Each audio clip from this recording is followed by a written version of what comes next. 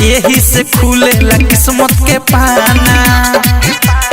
ए बाबू हरे यही पछवारिक से रहे दीवाना, यही से खुलेला किस्मत के पाना।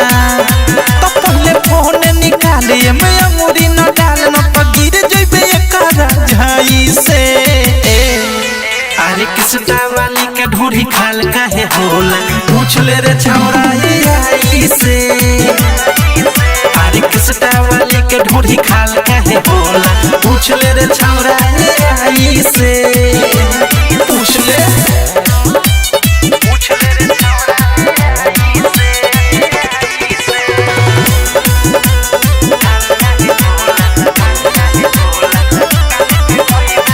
काने के गइबे त हो जइबे बही, फीता से नाप बाटे एक बीता गही।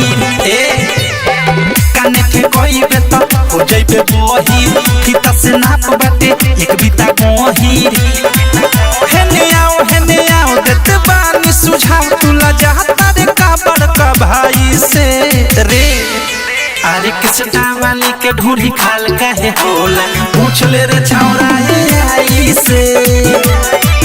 अरे किसटा वाली के ढोरी खाल काहे होला, पूछ ले रे छौरा आई से। पूछ ले रे छौरा। म्यूजिक बाय विकेश भोजपुरिया।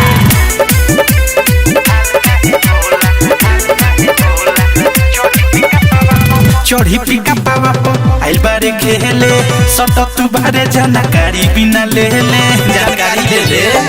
चढ़ी पिका पावा आइल बारे खेले, सट तू बारे जानकारी बिना ले ले। सुन प्रेमिया देश तू तो हो जइबे रेस, तनी डहरे एकरा गहराई से रे।